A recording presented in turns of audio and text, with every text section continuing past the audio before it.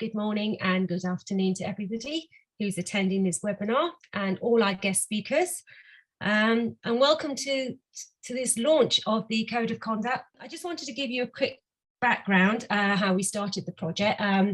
We started with a mapping exercise and research of South Asia, which looked at the codes that were in existence already and what we needed to do in the code that we're developing. So Deslon worked on the research, which involved desk research and questionnaires that were sent out. And I think we have the report probably on our website somewhere, so we can share that with you if you'd like to have a look at that. And from that research, we compiled the curriculum for the workshop.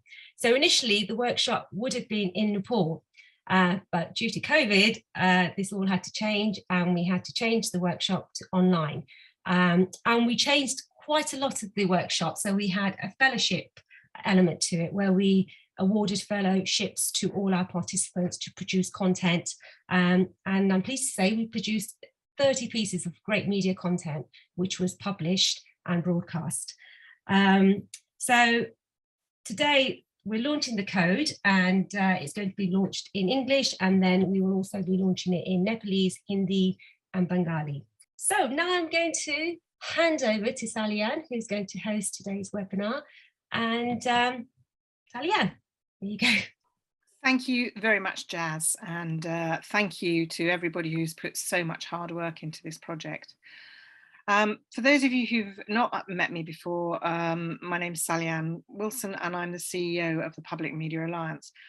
We're the largest global association of public broadcasters and public media organisations. Increasingly, these national institutions are multimedia. They're no longer just broadcast, radio, and television.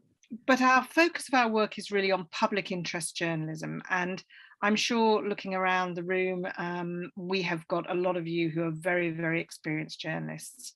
And I'm delighted to welcome you today because this is a really, really difficult time for journalists everywhere.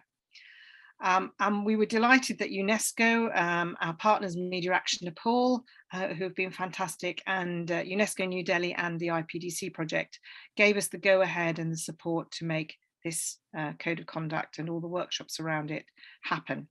We really felt this was a good opportunity to work with people across Southeast Asia to pull together something that you all felt was practical and you all felt would work, to at least have a starter document that can be built on over the years, and we hope to see that, to create something as a touchstone for new young journalists and those who are really trying to find a way forward in terms of reporting, conflict-sensitive reporting.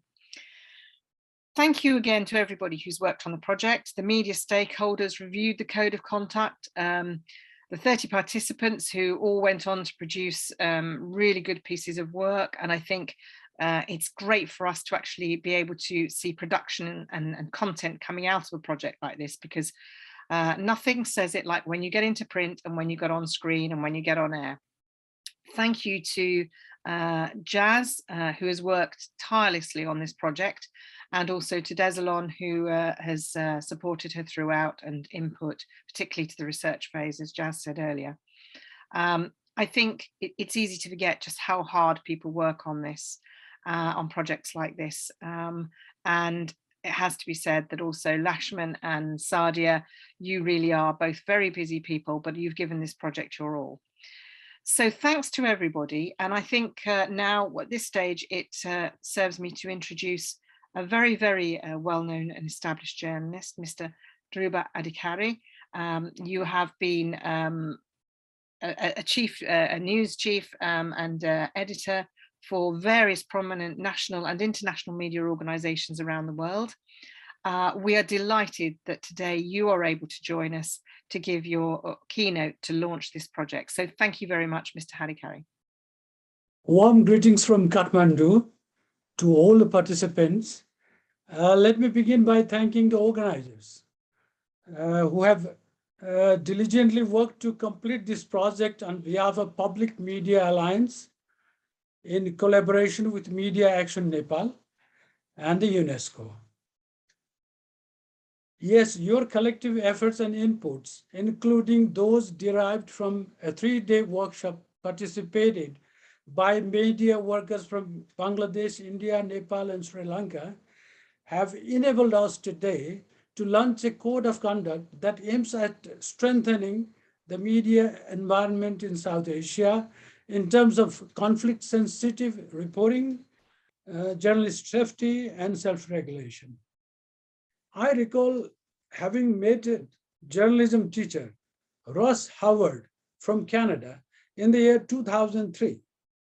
He held a firm view that while professional journalists would not set out to reduce conflict, their accurate and impartial reporting can render considerable help to lessen the level of conflict and its potential consequences. Now, let me briefly switch over to one more relevant subject. We all are familiar with some of the inherent contradictions in our unique vocation called journalism. For example, teachers, trainers, and mentors of conventional journalism keep telling their pupils and trainees that usual sights, routine affairs, or mundane happenings do not make news. Something has to be unusual, extraordinary, or unprecedented to be classified as news.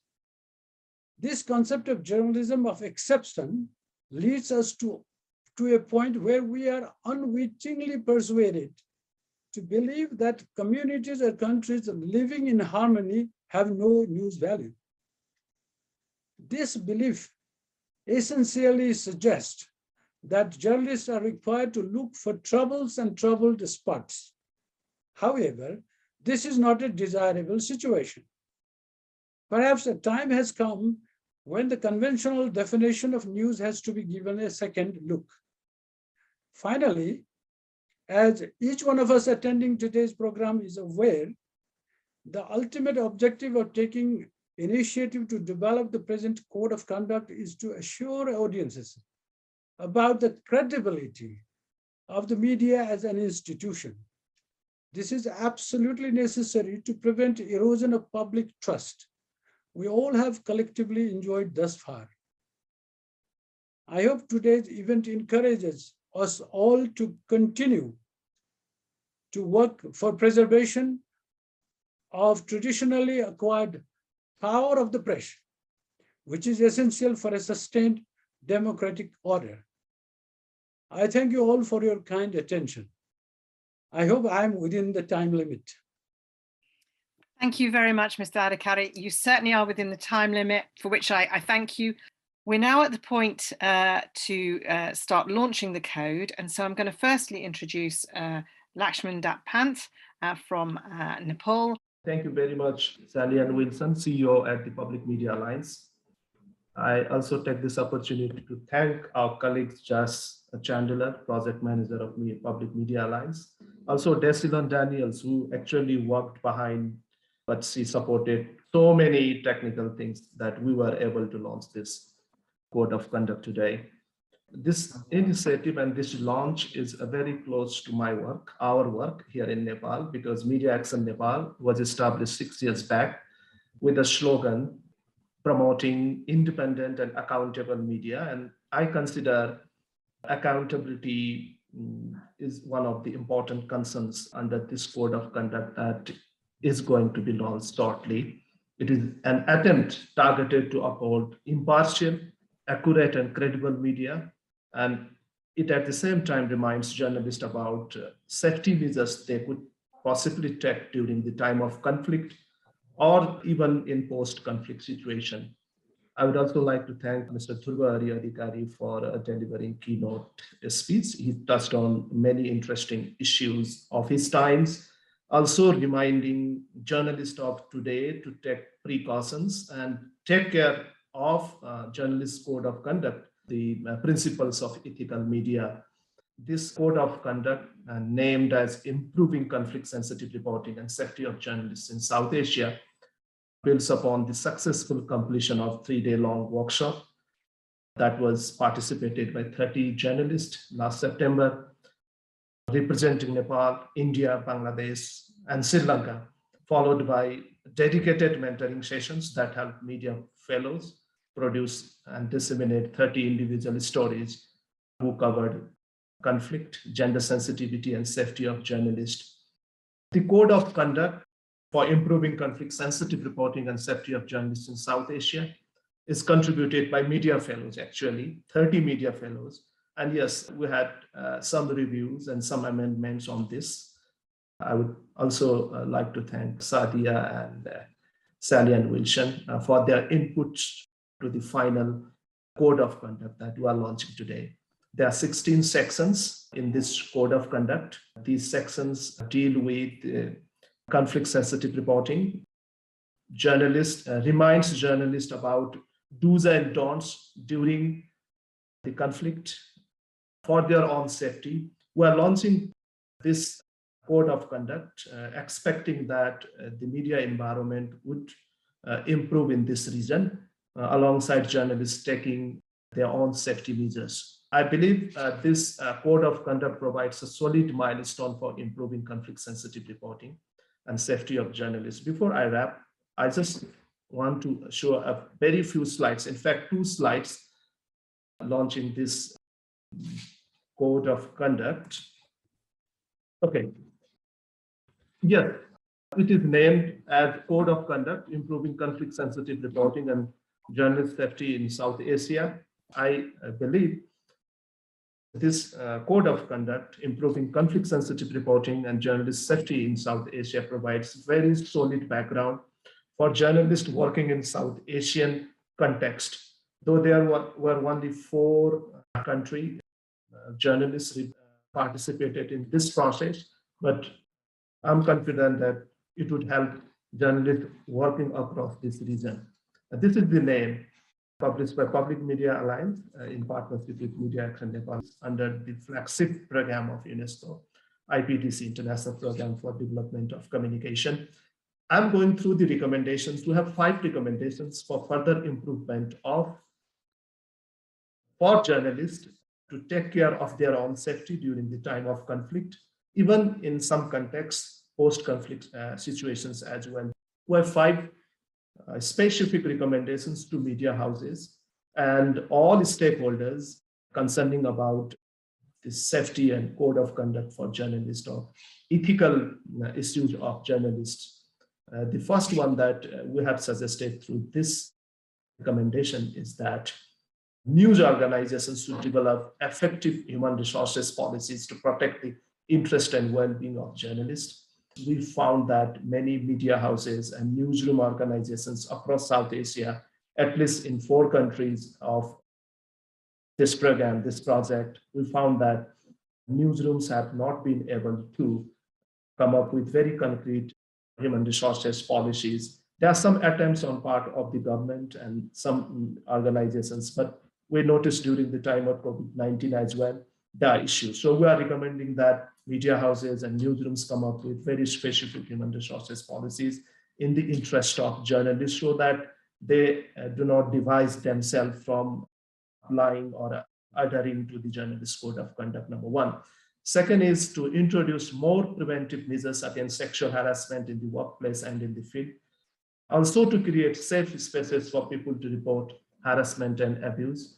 There are many cases reported, shared actually by our fellows during the workshops as well, and observations from Nepal and India, Sri Lanka and Bangladesh through our fellows, our own observations that from the Media Action Nepal and other partners in Nepal.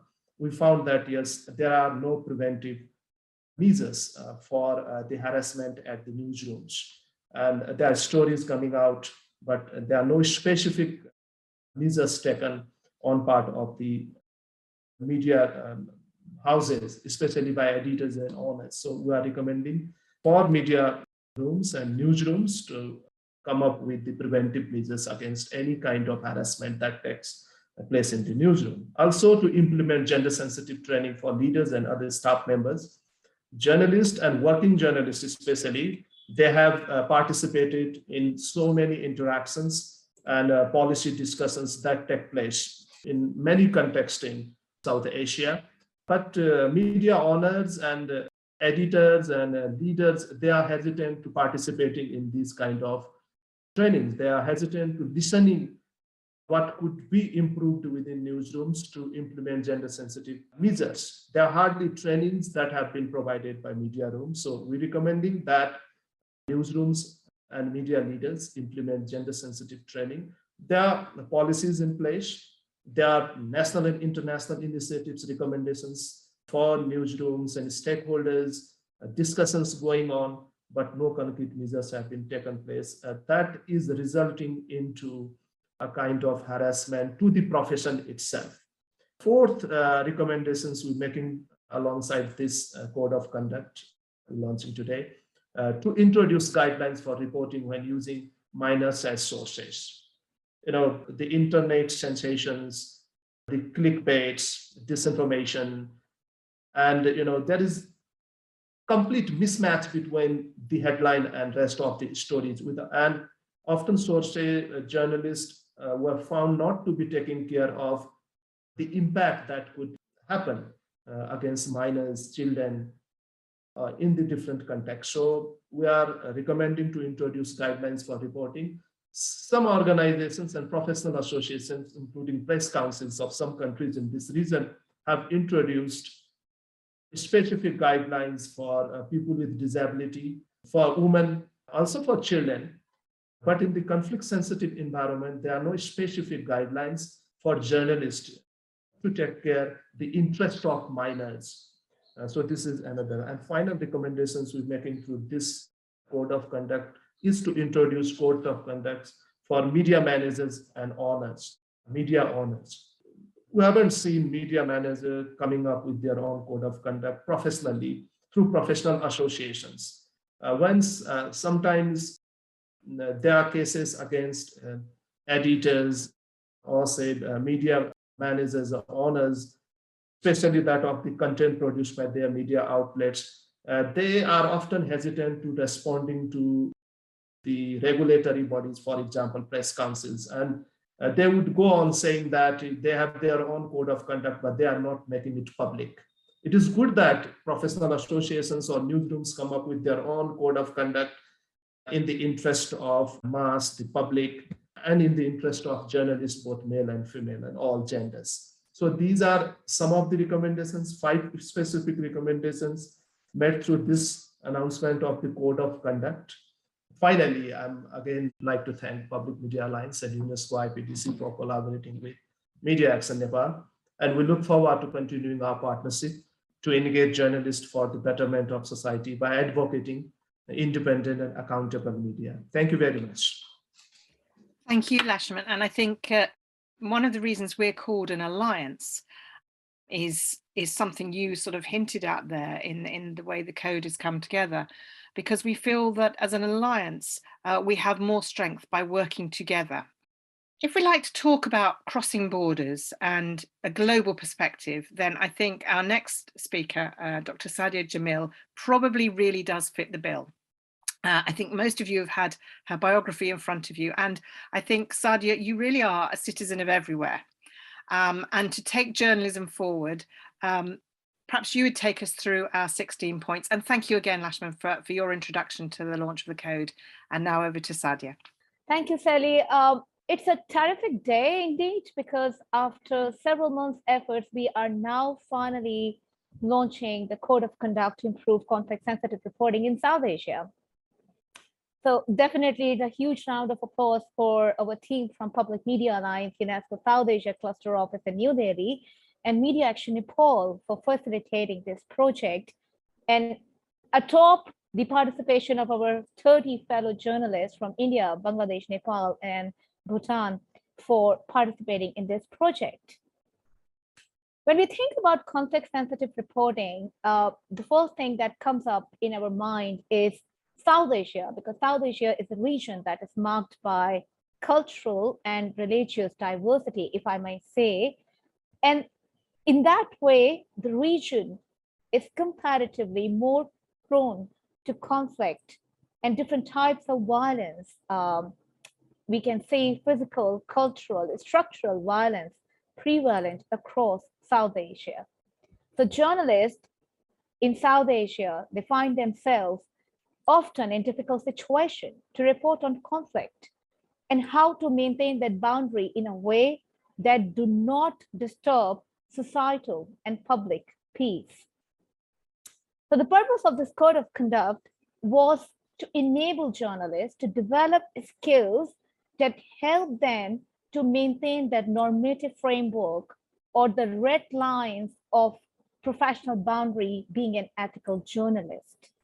And at the same time, the effort was to ensure that journalists are part of peacemaking building while ensuring their safety as a conflict-sensitive reporter. So that was, I think, the core essence of entire effort. We together, having a multi-stakeholder approach, we strive to develop this 16-point code of conduct. So in that way, professional journalists who were involved in this project, organizations like Public Media Alliance, UNESCO New Delhi, Media Action Nepal, academics, press councils, we all were involved in developing this code of conduct. So it is truly distinct because it is based on a multi-stakeholder approach. As Lakshman has identified earlier, this code is based on 16 thematic areas that call journalists to revisit their attitude, their agency to demarcate the red line while reporting on conflict. And when I say about their attitude and their agency, that means that calls journalists to look into how do they violate the areas which are not supposed to be violated. So the codes involve thematic areas that calls on journalists to respect fundamental human rights of safety, privacy, reputation, physical, psychological, and financial well-being of people. And they call on journalists to emphasize of principle of no harm, or in some situation, least harm, to make sure that they are not part of any conflict escalating situation. At the same time, the code emphasized the thematic areas to ensure that journalists do not involve in any news construction or narrative. They must be very careful with the language that does not escalate conflict in any way, ensuring that they are impartial, they are unbiased, they are accurate in their reporting, and at the same time, they are maintaining the balance of power by equal representation of every stakeholder perspective. So altogether, these thematic areas ensure that journalists adhere to ethical guidelines to make sure that they are part of peace building, rather conflict escalation. So as I said, this is important effort to make sure that we ensure peace building process within South Asia, a region, I repeat, which is constantly prone to conflicts and different types of violence. But at the same time, this code is practically very relevant to ensure safety of journalists within South Asia. We know that South Asian countries like India, Pakistan, Bangladesh, they are normally at the top ranked countries which are prone to different kind of physical and psychological risk for the journalist. These are the countries that represent the highest rate of impunity in the world. And that's why we want to make sure that journalists, they are skilled enough to make sure they are not only part of peace building process, but at the same time, they do not violate the red line, the professional red line that may end up having any physical, psychological, financial, or any other sort of safety risk. So in one sense, practically, this code of conduct is not just part of ensuring that the context-sensitive reporting is ethical. It is a part that ensures the safety of journalists within the region. Once again, I'm very grateful to all of the journalists who have been taking part. And because this code, as I said, it's a mutual effort, we could not draft it alone. In this process, myself, Lakshman, Sally, we have been in consultation together, and we have reviewed it repeatedly to make sure that our insights help journalists to be a better reporter on conflict reporting. Again, this is not the end point. This is a work in progress. We aim to mutually keep on advancing this work with future projects. As Lakshman said, he's always very active to proceed with further projects with organizations like Public Media Alliance and UNESCO and IPDC. So we will ensure that we extend this work in future. So cheers to all of you. A huge round of applause for the entire team, to Public Media Alliance, Celian, Jess and Desilon, and definitely our beloved Lakshman Deepant and 30 fellow participants who have been part of this journey. And trust me, I really enjoyed working with all of you. Thank you. Thank you. Thank you, Sadia. And thank you for keeping to time as well. I think what you say, we all feel, and the 30 stakeholders really are frontline journalists, people on the ground. You know who you are. You're all here today. You're the ones who are working so hard to make this all come together. And I think what would be really useful now is to hear from some journalists who are well established with their work in the region. Firstly, let's go to Sananda Deshapriya, originally from Sri Lanka. You're a human rights defender, press freedom campaigner, and journalist who actually went into exile in 2009. I know you blog in English, in Sinhalese, and contribute to Sri Lanka Brief. So can I hand over to you now, please, Sananda? Thank you very much for joining us today. Thank you very much for the invitation. I thank you, Public Media Alliance, for giving me this opportunity to share and learn on conflict reporting. It's a really happy moment because I've been to all South Asian countries except Bhutan and doing safety journalist training, even Afghanistan twice and Kashmir, all the conflict areas. So in Bangladesh and Nepal have been my favorite places. I've traveled throughout the countries, sharing and learning from the journalists there. Today, as we discuss conflict reporting, conflict reporting, it's very important to see that context. What is the context we are in today? You know, as we probably know that Yuval Harari Noari says that war, starvation, and pandemic is gone.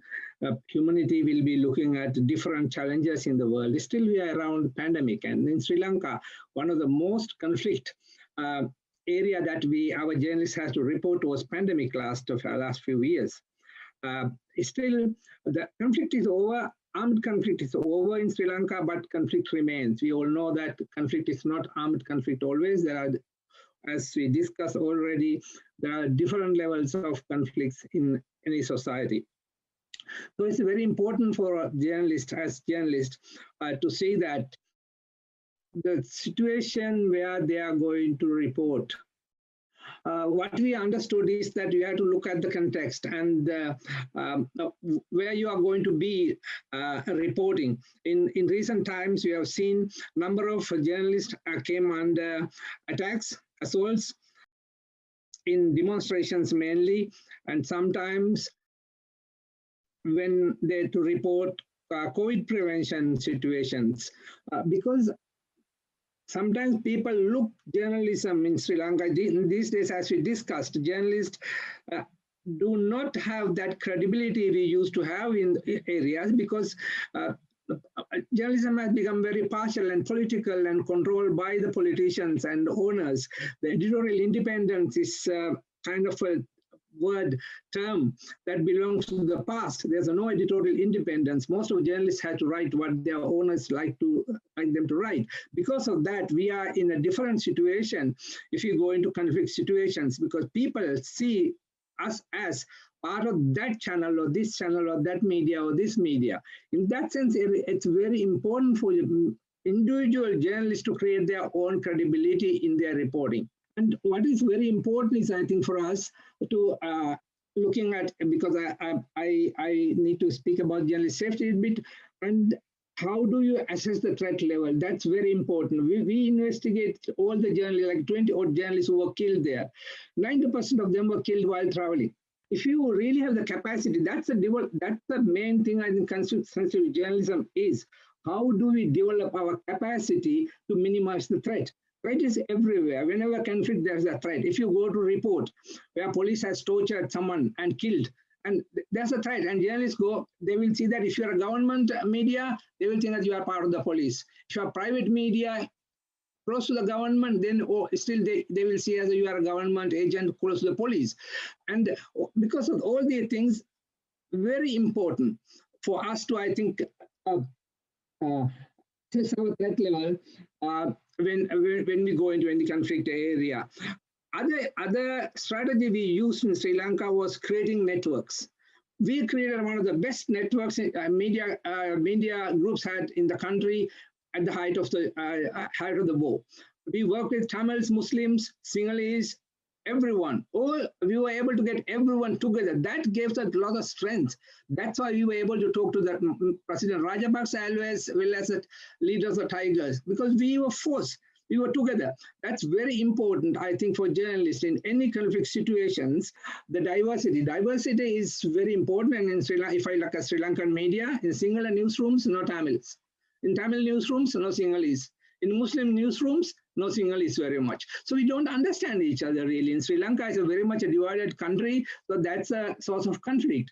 So what we try to create in Sri Lanka is a critical mass of journalists who will understand each other, who will interact with each other, who will try to create a discussion within the newsroom. Newsroom discussion about diversity, safety, and all things are very important. I would like to raise some questions. As journalists, we always have to raise questions. Can we be neutral in a situation of justice and injustice? How we make an other, how we can look from their own eyes. And that's very important for reporting a conflict sensitive journalism. I think my time is coming to end. Thank you very much for giving me the opportunity. I wish all the best for the code of conduct you have been created. Thank you very much, Sananda. And you've really introduced today some of the stark realities of what it's like to be a journalist at times. And I think you highlighted capacity building, the need for that. But again, that need for togetherness, that by working together, journalists can be so much stronger. To our next journalist now, Sandhya Ravishankar. Sandhya is actually based in Chennai in India. Thank you very much, Sally. Let me first begin by congratulating this phenomenal effort by the Public Media Alliance, Media Action Nepal, the UNESCO New Delhi office, and the UNESCO IPCC. Well, this code, I think, is most certainly going to serve journalists very well, especially in our part of the world, where our fellow journalists are under severe attack. And even the most banal of reportage is, riddled with conflict. Now, let's make no mistake about it. We live in a world where the journalist is perceived as the enemy to people in power. It has perhaps always been so to some extent, but it is more pronounced now. And I have no doubt that it is going to get worse in the years to come as policymakers, the police, criminals, all of them sharpen their tools.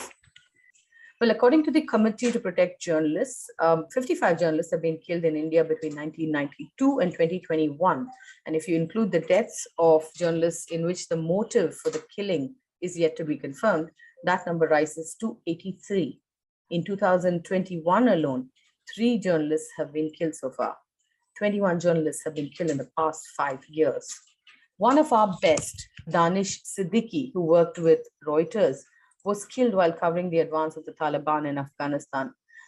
A brilliant talent gone, just like that. Journalists should come together and help and protect one of their own who's facing trouble.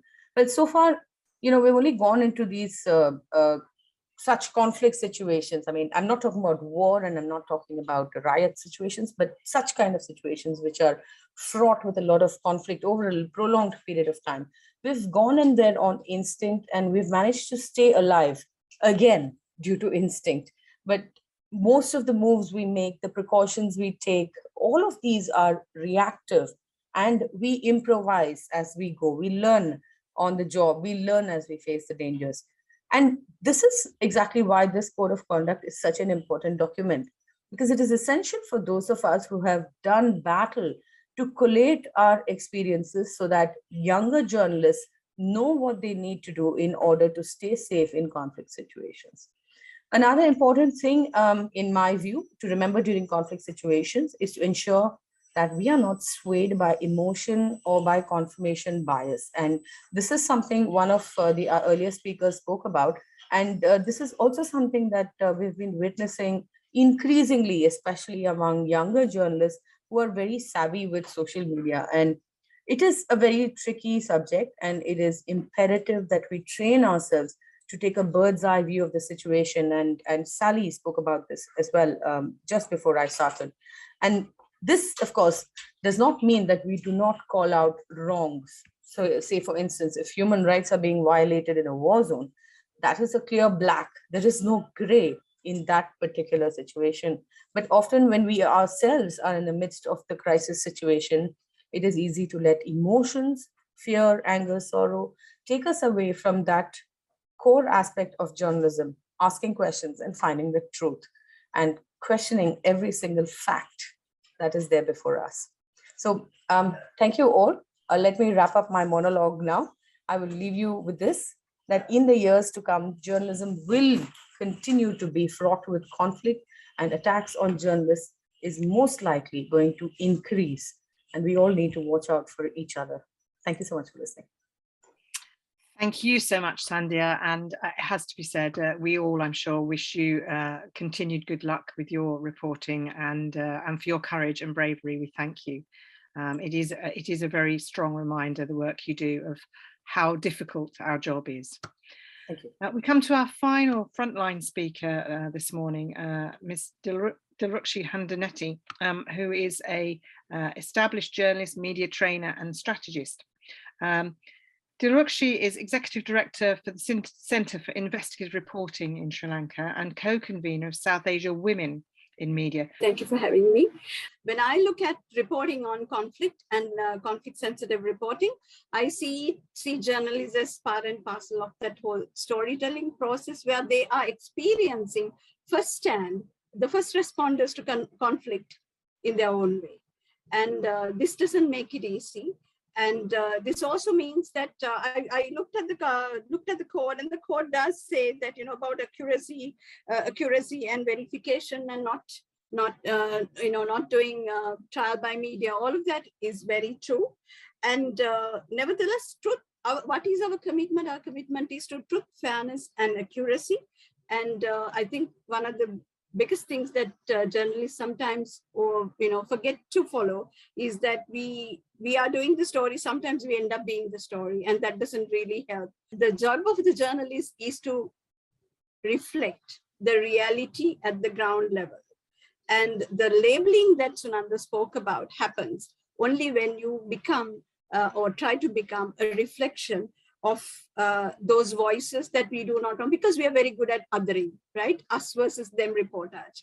And also to have access, we also end up becoming embeds.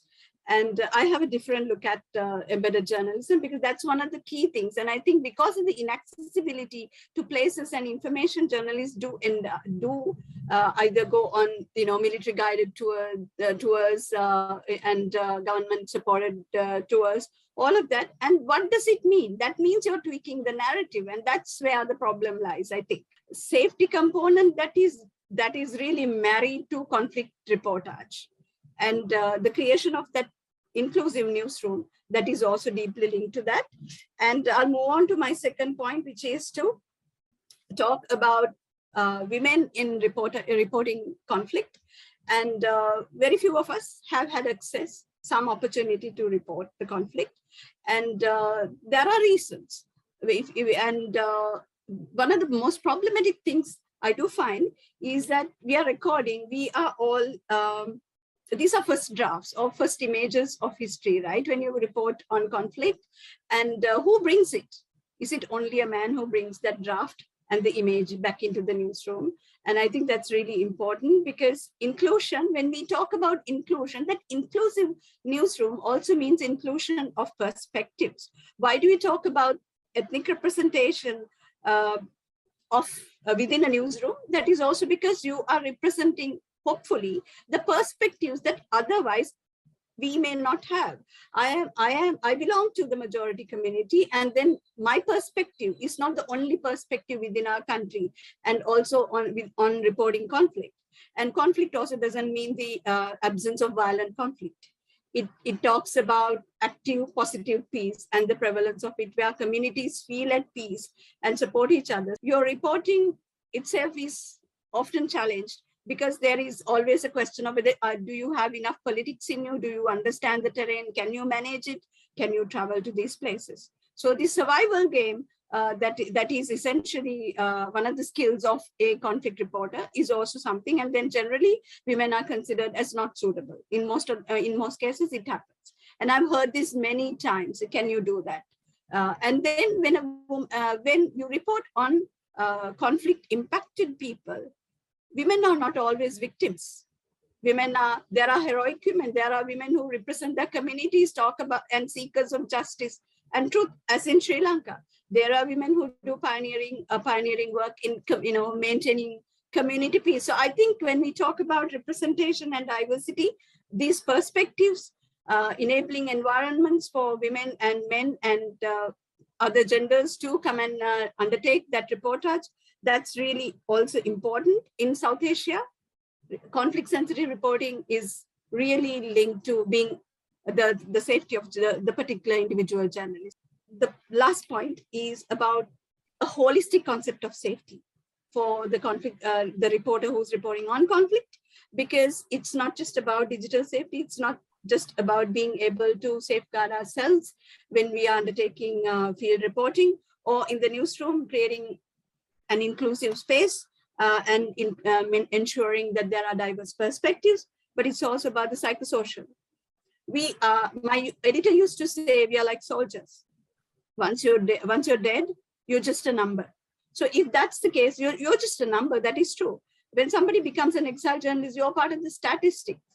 And so that's important to remember, how people feel about the reporting, the exposure to violence. So the stereotypes, the embeds, the narratives, all these things are really important. And I really congratulate the team for putting this excellent document together. But what I would like to see is all your points being fleshed out, becoming a concrete action plan, and each of our countries finding teams to share the message and make it a newsroom reality. Only then that our work is done. Thank you so much for having me. Thank you so much, Dilrukshi, for actually really wrapping everything up so well. It's rare. I'd like to thank all of our key speakers this morning, Dilrukshi, Sandhya, Sananda and Dhruba. I'm using your first names, forgive me for time. But it's rare that I actually noted in the chat that a journalist as senior and experienced as Dhruba actually says thank you. He has learned this morning. It's certainly been a learning experience for me. I think for all of our team at PMA, what is really important about this is it's a reminder that we all continue to learn. It doesn't matter how experienced we are as journalists. There is so much still to learn in this changing and fast changing media landscape. Please do keep in touch with each other and with us, and we look forward to working with you all again. So thank you very much, all of you.